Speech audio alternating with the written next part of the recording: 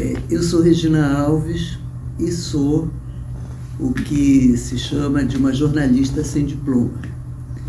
Eu tenho um diploma de curso superior, que é o diploma de biblioteconomia. Como é que isso aconteceu? Como é que eu vim parar na vida de jornalista, né? Que na verdade sempre foi a minha grande realização profissional.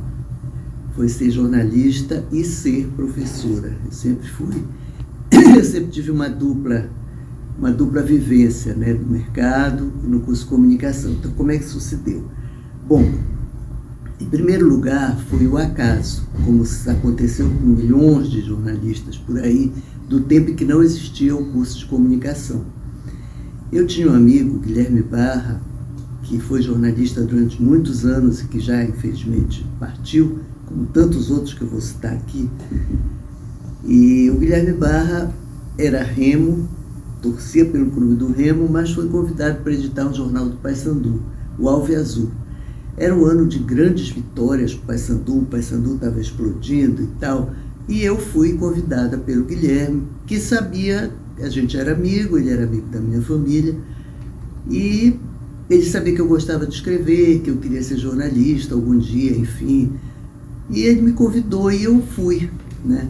E uma das coisas interessantes, bom, aí eu fazia uma coluna nesse jornalzinho, que teve uns 3 números só, eu acho, 2, 3 números, e eu também fazia reportagem.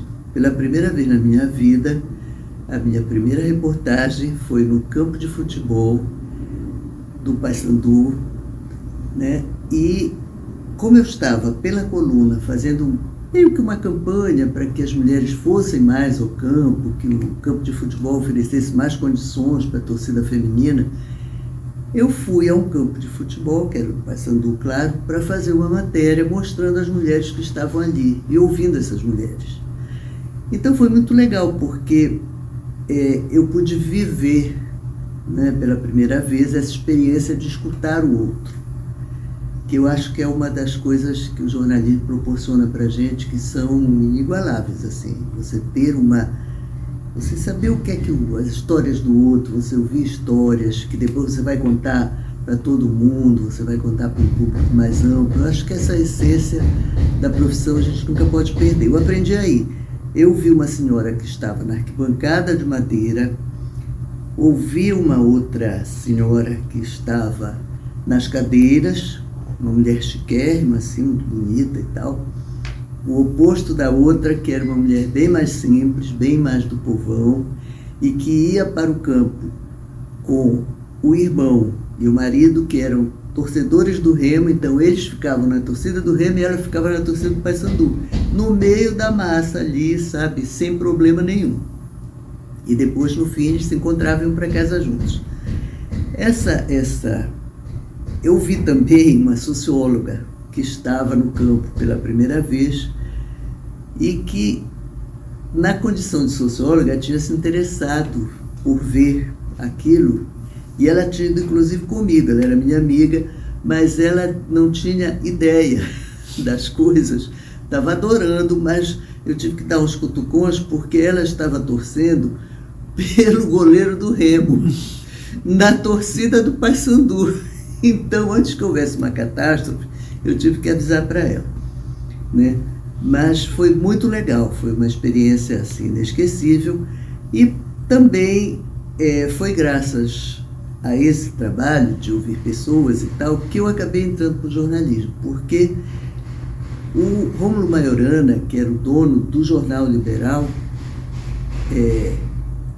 ainda não era o grupo de comunicação que depois se tornaria o jornal e a rádio, ele já tinha também a rádio. Ele tinha acabado de ser eleito, nomeado presidente do Paysandu.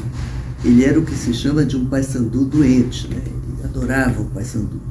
E eu fui entrevistá-lo para saber os planos e tal, e o que é que ia acontecer no clube, enfim. Aquela conversa de esporte, né? E aí, isso foi de manhã. O Guilherme Barra era também editor de esporte, trabalhava na editoria de esportes do Liberal, e aí a gente tinha uma reunião à noite lá na sede do Paysandu, na Avenida Nazaré, e nessa reunião de pauta e tal, para conversar sobre o jornal, o Guilherme Barra me disse: olha, Regina, o Rômulo me perguntou hoje à tarde lá no jornal se tu não queres ir trabalhar no Liberal, se não queres ser repórter. Aí eu disse: poxa, eu quero, né? Aí fui para o Liberal como repórter e não tinha muita ideia exatamente do que era uma redação, né? Éramos 2 mulheres na redação, eu como repórter e a outra, Lucimar, uma pessoa maravilhosa, era laboratorista. Mas naquele momento específico, eu era a única repórter em atividade aqui em Belém. Eu sentia que eu causava uma certa estranheza por ser uma repórter mulher, mas todo mundo me atendia muito bem, ninguém me discriminava e tal. Eu fazia coberturas de todos os tipos, eu era repórter da Geral, né? E assim eu fui me formando, perguntando para os mais velhos, mostrando minhas matérias para as pessoas: olha, vem cá, ouve aqui, tá legal essa abertura e tal. Na época era o LID, né? E, enfim, foi uma formação na prática, né? Do Liberal eu passei para a província, onde eu tive também a oportunidade de trabalhar com um cara o Afonso Clautal, que foi professor daqui, e que foi quem me trouxe para esta vida de professora. O Afonso Clautal dizia que nós éramos a turma que não tinha passado pelo curso de jornalismo, né? E que o Cláudio Saleal, que era esse jornalista já veterano, já famoso, tinha sido a nossa universidade. Então, esse tipo de formação, né, a gente adquiria realmente na prática. Antes desta história do Alve Azul, eu tive uma passagem por rádio, que foi mais longa, porque o Alve Azul logo acabou. Essa passagem foi por um programa de rádio chamado Ronda Estudantil. Era também o único programa feito por estudantes na Rádio Paraense. Ele tinha inclusive patrocínio. Era patrocinado e ia ao ar na Rádio Marajoara aos sábados, às 7 da noite. E a responsabilidade pelo programa era da Casa da Juventude, que existe até hoje, eu acredito. Eu não era da Casa da Juventude, mas um amigo meu, que era presidente da Casa da Juventude, gravou a minha voz. Chegou um dia na minha casa, a gente era vizinho, ele chegou com um gravador, gravou a minha voz, aí pediu que eu lesse um texto, aí fiz isso, aí ele disse: ah, tu serves. Eu disse: pra quê? Aí ele disse: a tua voz é ótima para a rádio, eu quero te convidar para tu seres do programa. Ele me explicou. Aí eu fui. Era um programa também feito, era muito interessante, porque o ano era 68, 67 para 68. E esses anos, vocês sabem, né, foram anos assim decisivos no Brasil, porque havia uma resistência muito grande, havia muita passeata, havia greve de estudantes, greve de artistas. No início de 68, essa greve foi muito grande no Rio de Janeiro, os teatros fecharam, os artistas foram bastante reprimidos, muitos foram presos. Então, havia uma efervescência política no país. E, ao mesmo tempo, culturalmente, a gente estava num momento maravilhoso. Os festivais, Chico Buarque, teatro, o Chico Buarque escreveu Roda Viva, o Teatro Oficina começando a surgir, e a gente tratava de tudo isso. A gente levava pessoas para o estúdio da Marajoara, entrevistava, o programa não era ao vivo, a gente gravava de tarde, umas 3 horas da tarde, a gente ia para lá e gravava e deixava o programa pronto. Esse programa acabou, sem maiores explicações, evidentemente, quando foi morto no Rio de Janeiro um estudante que era paraense, o Edson Luiz, vocês sabem da história, e isso desencadeou uma série de manifestações, não só no Sul, no Rio de Janeiro, mas no Brasil todo, inclusive aqui. E num desses dias, quando a gente chegou para gravar, disseram que o programa tinha encerrado, falta de patrocínio e tal, mas na verdade era o AI-5 chegando e as portas se fechando, né, para muita coisa. Bom, aí depois do jornal, também o seu Rômulo fez uma mudança muito grande na minha vida quando ele me levou para a TV Liberal. Eu resisti bastante, eu não queria ir e tal, porque eu gostava muito da redação do jornal. E eu também fazia correspondência para a Veja. E aí eu gostava do impresso e tal, ele disse, não, mas experimenta, vai, e me colocou na chefia de jornalismo. E foi uma experiência também incrível para mim, porque foi quando eu me apaixonei por TV. E foi daquelas paixões que nunca mais consegui me livrar dela, né? Eu adoro televisão, por todos os defeitos das televisões que eu vejo no ar, né? Mas eu gosto muito do fazer televisão, sabe? Da imagem, das coisas, até da adrenalina, né? Da correria, de você lutar contra o tempo, eu acho isso maravilhoso. Aí o Afonso Clotal, que era o chefe do departamento, na época era o departamento de artes e comunicação, em 82 ele me convidou para fazer uma seleção, foi uma seleção realmente informal, mas foi aqui, da qual os alunos inclusive participaram, né, tiveram uma reunião para escolher. Eles estavam com problema em algumas disciplinas, estavam sem professor, e uma delas era o que se chamava na época técnica de redação jornalística. E o meu nome foi lembrado para essa disciplina, eu fiz um currículo que ele me pediu, mandei, fui aprovada e vim para que pudesse se encerrar o semestre, né? Dei as aulas e tal. Em abril de 83, houve uma grande conquista do curso, e já tinha tido uma conquista enorme, que tinha sido o reconhecimento do curso pelo MEC. Já tinha sido reconhecido, foi uma luta muito grande, os professores foram para Brasília, e, enfim. E no caso, a outra conquista foi o concurso. E o concurso das pessoas que já estavam aqui tinha sido um concurso interno. Esse concurso de 83 foi um grande momento do curso, porque ele foi público. Foi nesse concurso que entraram a Ana Petruccelli, a Rosalie, pessoas assim que deixaram um grande nome no curso de comunicação, sabe? Foi um concurso muito bacana, muito legal. E entrou também uma pessoa que, toda vez que eu entro no estúdio daqui, quando eu vejo a Academia Amazônia, eu lembro muito dele. Era um cara chamado José Luiz de Campos Ribeiro. Esse cara teve a primeira produtora de Belém do Pará, a primeira produtora de documentário, de comercial, foi ele quem fez, foi ele quem montou. E tinha um mercado ótimo, porque as agências mandavam fazer filmes, documentários, anúncios fora de Belém, aí puderam passar a fazer aqui.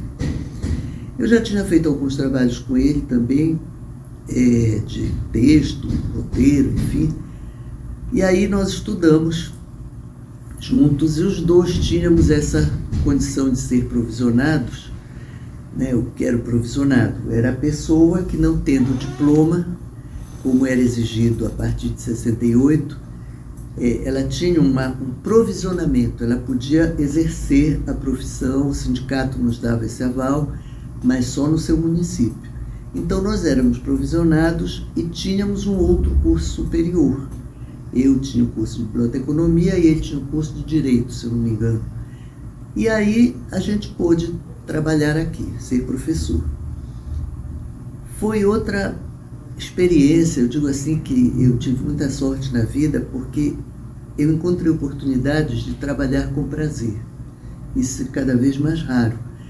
Mas foi apaixonante a experiência também, as primeiras turmas, sabe, aquele nervoso de fazer a prova prática. Não era só a prova escrita, era uma prova prática. Você dava uma aula na frente de uma banca que eu, pelo menos, não conhecia ninguém. Acho que ninguém conhecia ninguém. E eram só os bambambãs que mandaram buscar. O Salomão, que era professor na UNB, o Nilson Lage, eu já tinha usado o livro dele quando eu trabalhei nesse curto período como professor visitante, e o Edson Berbari, que era daqui também. Já era professor de teoria da comunicação e outras matérias teóricas. E aí, essa aula ela era pública, ela foi assistida pelos alunos, tá certo, ninguém podia se manifestar. Eu me lembro bem do tema até hoje, foi coluna e crônica. São duas coisas que eu gostava imensamente, de crônica jornalística. Enfim, passamos, estamos aqui, Ana saiu antes de mim, eu saí em 2017, Rosali está até hoje e eu espero que fique por muito tempo, porque ela é maravilhosa. Realmente, eu acho a Rosali um exemplo na carreira acadêmica, né? Eu vejo que aí, nesse momento, aconteceu uma coisa muito bacana no curso. Por quê? Porque havia professores com experiência, sim, aqui dentro. O Afonso, por exemplo, o Afonso era meu chefe, foi meu chefe no jornal Liberal. Um grande texto, um cara extremamente criativo. Mas havia outras pessoas que não tinham essa vivência de redação. Aliás, naquele tempo, havia meio que uma picuinha, uma bobagem dessas coisas que às vezes acontecem, sobre ser professor da academia e ser do mercado também e tal. Quer dizer, havia aquele olhar meio enviesado, mas na verdade, olha, a Rosali já tinha até um prêmio ESSO. Ela trabalhou na TV, na Rádio Cultura, e tinha trabalhado também no estado do Pará, eu acho que foi onde ela ganhou esse prêmio. A Ana também tinha muita experiência, tinha trabalhado em rádio, tinha trabalhado em jornal, então veio um pouco de um gás assim, meio, sabe, eu acho que aproximou um pouco a parte teórica do curso, que era muito forte, aproximou um pouco da vida, do dia a dia, né? E aí, nesse momento também, o curso de comunicação, ele estava inserido numa universidade que tinha uma intensa vida política e cultural. Era muito forte. Para vocês terem uma ideia, o Paulo Freire veio falar nesse ginásio aqui, sabe? Havia um intercâmbio pelo Brasil todo de ideias e de novidades e coisas importantes. Milton Nascimento fechou aqui nesse ginásio, sabe? Caetano Veloso fechou nesse ginásio, e a gente viveu tudo isso naquele momento. Os alunos eram muito participantes também, eram muito interessantes, a maioria deles já trabalhava, já fazia estágio, mas havia uma coisa interessante também para os alunos. O curso funcionava à tarde e depois começou a funcionar à noite. Eu cheguei a dar aulas aqui de 6 às 10 da noite. E isso era muito bom para os meninos que já trabalhavam, que já faziam estágios ou que já trabalhavam. Poucos já trabalhavam no mercado. Os que trabalhavam no mercado eram os que tinham saído da primeira turma. A primeira turma teve, para citar uma repórter que ficou muito famosa aqui em Belém, a Leni Sampaio, que depois, eu creio que a Leni foi da primeira turma. Então, houve várias pessoas que saíram daqui do curso e saíram praticamente empregadas já, era a primeira turma que estava se formando. E depois, essa proximidade de muitos professores com o mercado acabou que resultou um pouco numa porta de entrada para o pessoal daqui, pelo menos para experimentar a redação, para ver se gostava, se não gostava, para ver se adaptava, né?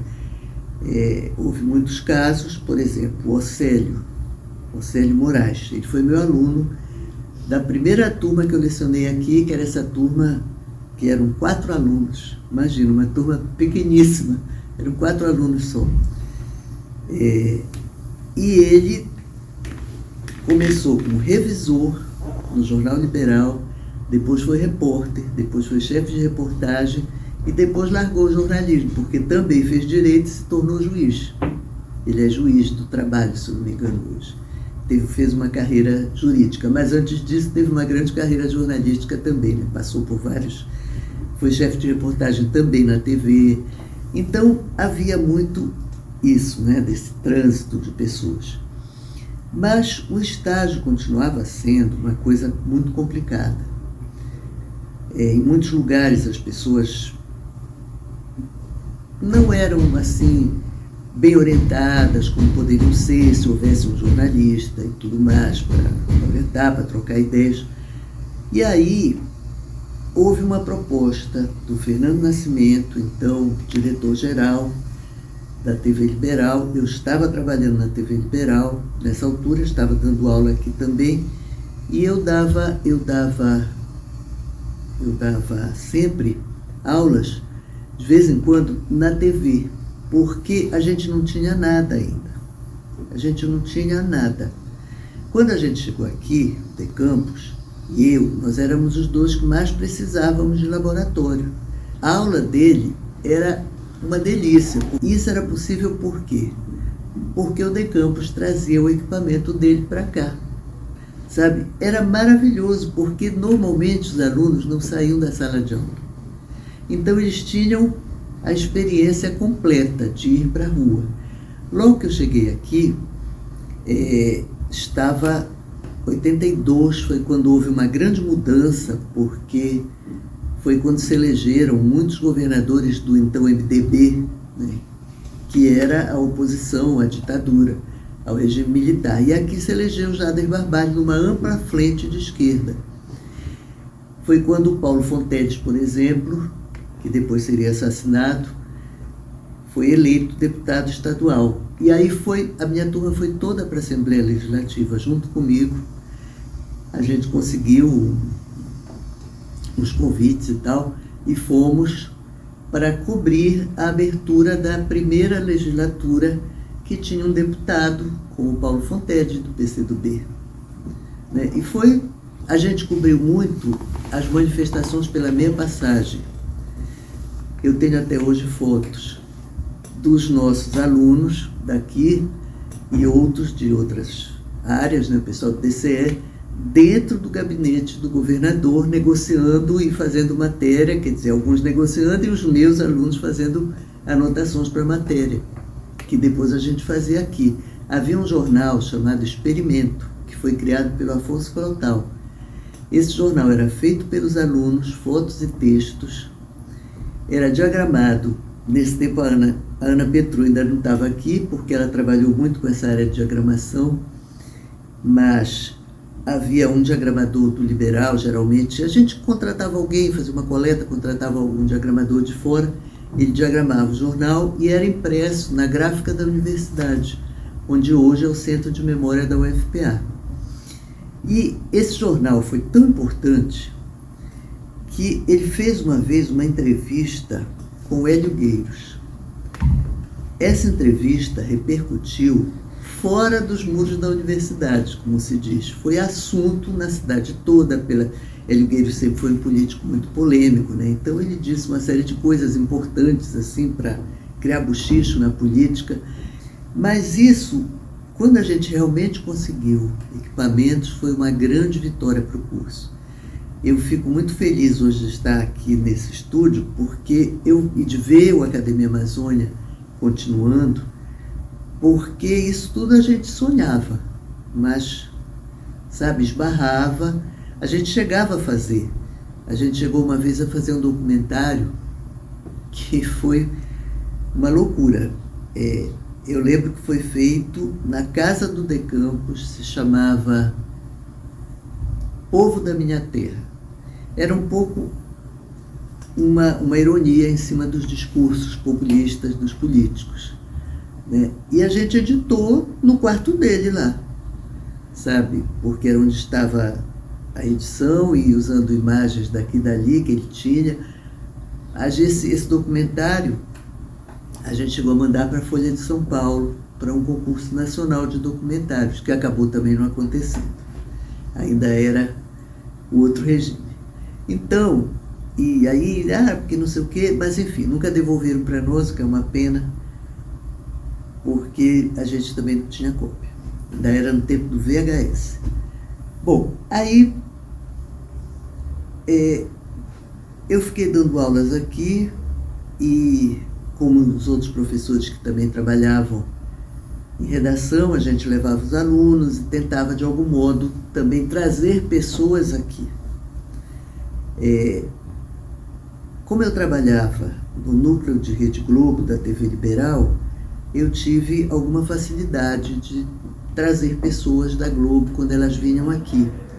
E era legal porque elas davam assim uma visão diferente, né? Era uma visão do grande jornalismo, das coberturas internacionais.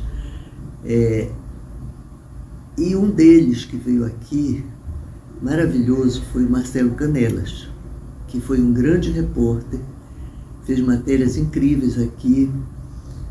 E outras pessoas, Palmério Dória, por exemplo, que também já morreu, e que foi um cara que trabalhou muito em alternativos, que também escreveu livros sobre Guerrilha do Araguaia, sobre aquele atentado ao Getúlio Vargas, fazia jornalismo também com esse viés da história.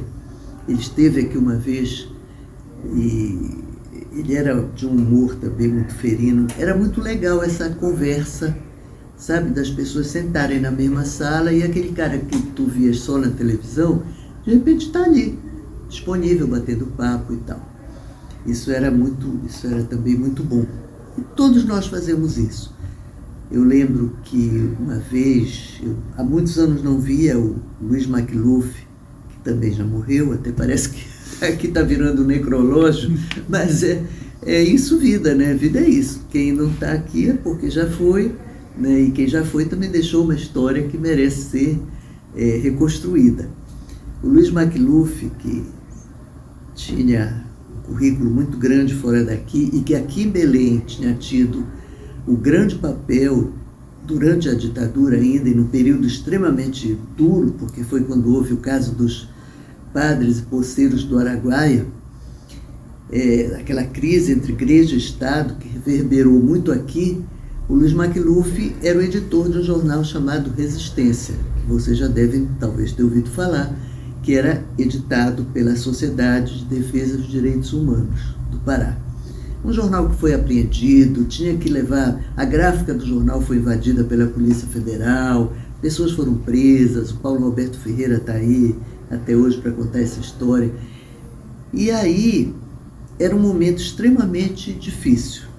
Eu lembro que, por causa de uma matéria que entrevistou e eles narraram as torturas que sofreram, Paulo Fonteles, Cecilda Veiga, que foi professora depois aqui na Ciência Política, Humberto Cunha e a Isa, que era mulher do Humberto Cunha, a Isa Cunha. Eles eram dois casais, eles eram casados na época, né? Paulo e Cecilda e Humberto e Isa. Eles foram presos e barbaramente torturados. E eles contaram essa história no Resistência. O Resistência foi apreendido e eles foram processados por terem contado a história. E o Macluf por ter publicado a história.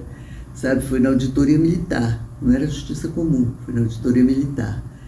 Agora, eu sinto falta, nessa trajetória, de continuidade de algumas coisas. Entre essas coisas que não tinham continuidade, que não tiveram continuidade até agora, infelizmente, uma por completo e outra parcialmente, eu queria falar primeiro da questão do estágio supervisionado. O estágio se tornou proibido durante certo tempo, até porque o estudante era usado como mão de obra barata, né?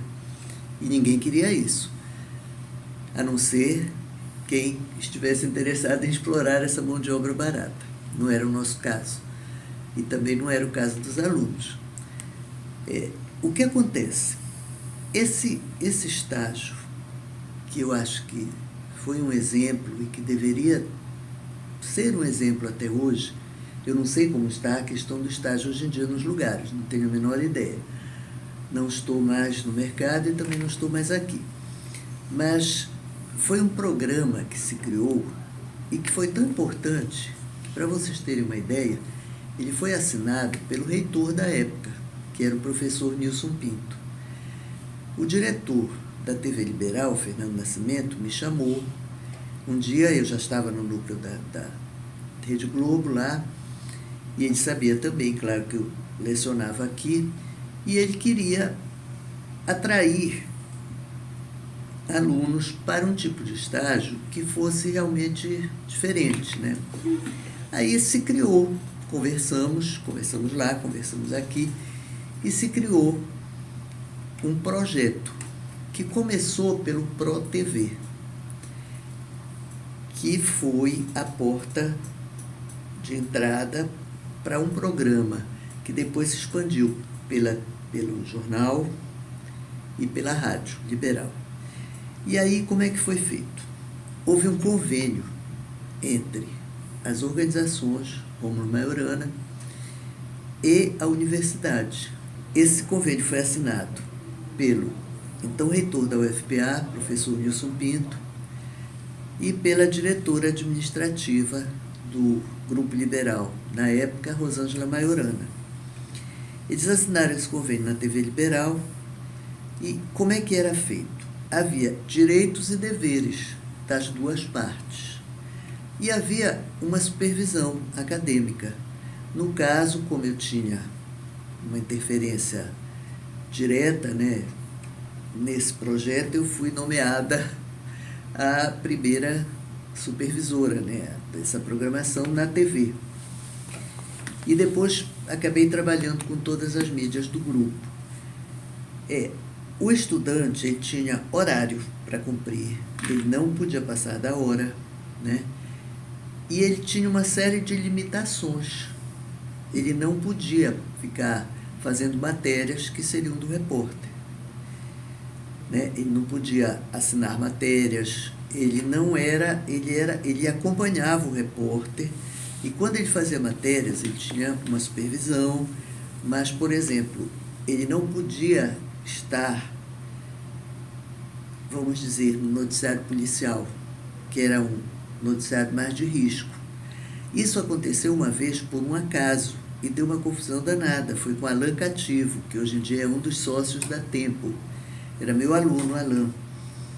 E ele estava, acho que num banco, com a equipe, não sei. Eu sei que houve uma tentativa de assalto, um assalto com refém, uma coisa assim. E o pessoal do RH, do Recursos Humanos, chegou agoniadíssimo. Ele não pode estar lá, porque ele não é profissional e tal. Mas, enfim, felizmente nada aconteceu, mas havia muito cuidado para que não acontecesse. Só que jornalismo trabalha com fato, trabalha com realidade. Muitas vezes você pode estar no Círio de Nazaré e arrebentar uma confusão, como naquele ano fatídico que teve um tiroteio lá perto do Clube do Remo, por causa da moto-romaria, essa miséria de torcidas de Remo e Paysandu, resolveram tirar as dúvidas lá. Então, era muito interessante uma coisa. Eles eram, primeiro, avaliados para entrar. Não havia QI. Essa história do quem indicou, não havia. Nunca ninguém da direção, nem da universidade e nem do Grupo Liberal indicou alguém para ser aprovado. Não, porque havia uma prova. Era escrita e era uma entrevista, sabe? E isso era feito também com o pessoal de publicidade. E aí, quem fazia essa entrevista, eu participava sempre, mas sempre era também o diretor da TV ou o diretor do jornal.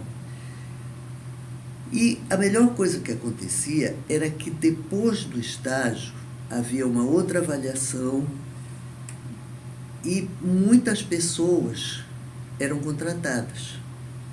Por exemplo, Márcia Carvalho, que durante muitos anos até foi editora de cultura do Jornal Liberal, jornal de papel, ela era do ProTV. Ela foi da primeira turma, do ProJornal, perdão, ela foi da primeira turma do ProJornal. No ProTV, então, a gente teve, assim, um sucesso muito grande. Eu acho que a primeira turma foi toda contratada, se a memória não está falhando. Mas havia uma estatística, inclusive, e essa estatística sempre era favorável. A gente via que era uma forma de você ter uma mão de obra bacana e do curso de comunicação da Federal, sabe? Porque nesse momento já começaram a surgir outros cursos e tal, não era uma questão de fechar mercado para ninguém, mas é que havia um cuidado muito especial e havia uma avaliação muito constante. A gente tinha reuniões de avaliação, os alunos eram avaliados periodicamente pelos seus chefes e eles passavam por todos os setores. Bom, esse programa, infelizmente, até onde eu sei, não existe mais. Havia um outro problema aqui, que era curioso. Em determinado momento, quando o professor Alex Fiuza de Mello era pró-reitor de extensão, ele, acho que houve algum contato com a Vale do Rio Doce, não sei bem, mas eu sei que a Vale do Rio Doce entrou, junto com a universidade, num projeto chamado Academia Amazônia, que funcionava aqui e que ele não era ligado estritamente ao departamento, nem ao centro. Ele usava uma dependência, mas todos os profissionais, havia estagiários também, mas todos os profissionais eram contratados de fora, né? E, aliás, havia um índice, o nível salarial era muito bom, eram todos profissionais experientes e tal. E havia equipamentos bons e havia também uma ilha de edição, que para a época era muito boa, e um editor também contratado. Não era do curso de comunicação. Não sendo do curso, ele era bancado pela FINEP e pela Vale do Rio Doce, mas ele tinha uma grande vantagem. Ele era visto na TV Liberal aos sábados à tarde. A Vale do Rio Doce não só entrava como patrocinadora do projeto, como também patrocinava a exibição. Isso era muito legal, porque dava visibilidade para a universidade, para a ciência e tecnologia da região e tal. Mas sempre houve um pouco de vamos dizer, como é que eu vou dizer? Não era nosso, entende? Não estava sob o coordenador, por exemplo, que também já morreu, era uma pessoa muito boa de televisão, Juvencio Arruda, ele não era professor do curso. Ele era uma pessoa também, né? E o projeto respondia diretamente à Pró-Reitoria de Extensão. Bom, a gente teve trocas muito legais e tal, os alunos usavam a ilha de vez em quando e tudo, mas quando foi em 1996, de 96 a 98, por aí, o projeto já estava muito mal das pernas.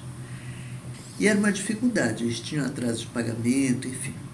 Aí eu estou um dia na TV Liberal, o Academia Amazônia estava nessa situação. E o professor Cristóvão tinha assumido recentemente e também queria fazer umas mudanças na assessoria de imprensa, dinamizar, enfim, não sei.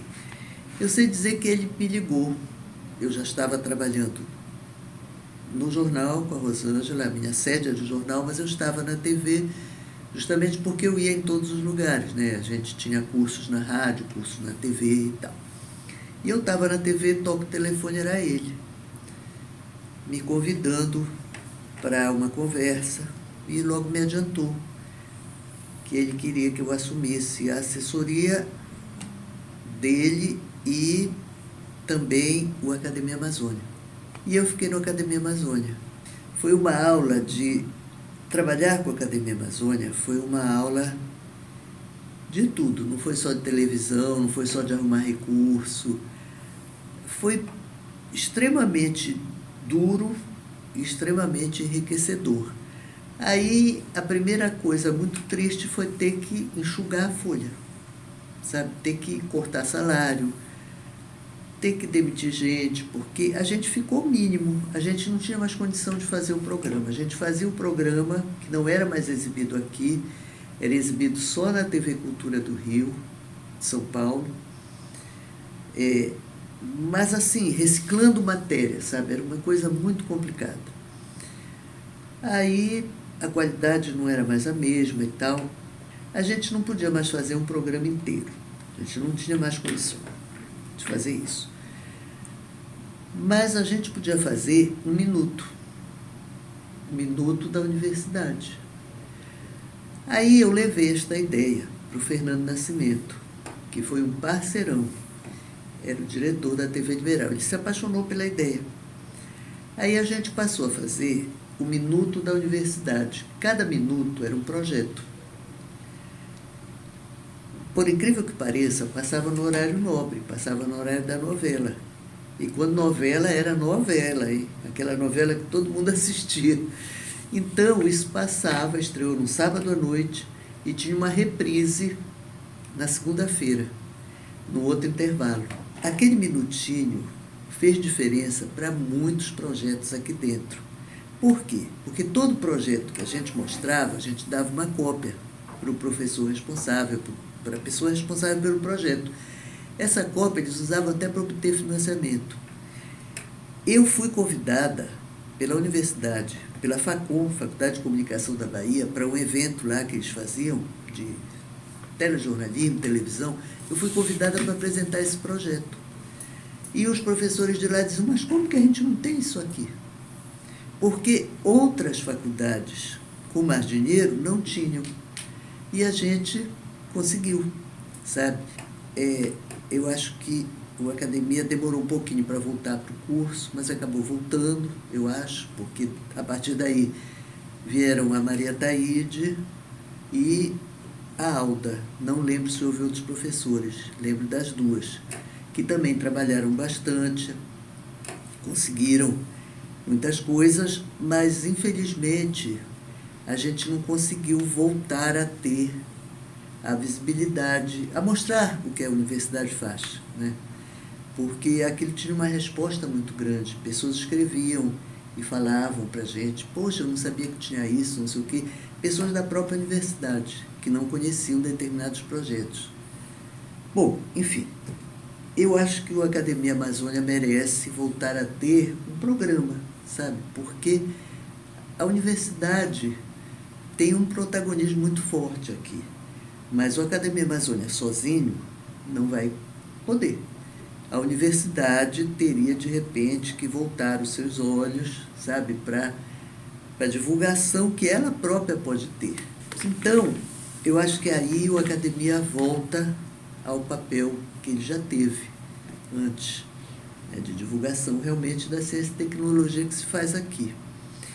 Bom, isso, para mim, foi um outro momento da minha vida aqui dentro, e eu acho que da vida do curso foi um momento, a academia foi um momento muito importante para nós todos, né? E quando eu saí, começou a questão da minha vida acadêmica, porque na verdade eu nunca tinha sido uma professora acadêmica, aquela que escreve artigos, que tem uma produção acadêmica, né? Eu sempre fui muito mais aquela pessoa que trabalha com seus alunos em projetos práticos, em jornal, não sei o que e tal, vídeos e tal, mas eu não tinha essa formação acadêmica. Eu escolhi trabalhar com o Círio da televisão, o Círio que a televisão constrói. Isso foi... eu estava na dúvida, porque eu também trabalhei muito tempo com carnaval, mas não academicamente, eu era carnavalesca, né? Eu fazia enredos, né, carnavalescos. Junto com o professor Berbari, geralmente, a gente trabalhava no Acadêmicos de Samba da Pedreira, a gente era dessa área, né? E também, quando não tinha alguém, a gente servia no bar, vendia fantasia, era um trabalho de operário e de intelectual, entre aspas. E a gente adorava. Mas então eu estava na dúvida se trabalhava com carnaval ou se trabalhava com Círio. Mas era uma dúvida já tendendo para o Círio, né? Aí eu falei para o Fábio Castro isso. Ele me disse, Regina, é o Círio, na certa, trabalha com Círio. E o Círio da TV, então, é porque eu não me dei conta imediatamente, porque para mim era uma coisa meio que natural esse campo de trabalho. Mas, na verdade, a gente estudava muito o Círio. A gente não, era uma coisa que me chocava, inclusive, era que ninguém fazia matérias sobre o Círio, quase, aqui na academia. sabe? Os meus alunos iam para o Sírio, mas não faziam, não escreviam sobre o Sírio. O Sírio não era o que se tornou depois, em termos de mídia. Não fui eu que fiz isso, tá? Foi a televisão. Então, eu resolvi estudar o Sírio da mídia. E foi uma coisa fascinante, porque, primeiro,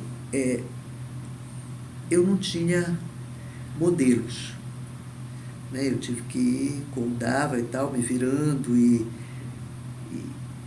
a minha orientadora era da Bahia, e ela foi muito receptiva, mas eu tive muita sorte, porque eu tive um co-orientador maravilhoso, o professor Heraldo Maués, que estuda exatamente uma coisa que para mim é central no meu trabalho, que é essa questão da religiosidade popular e da hierarquia da igreja, como ela vê a religião, como ela vê o Sírio, por exemplo, né?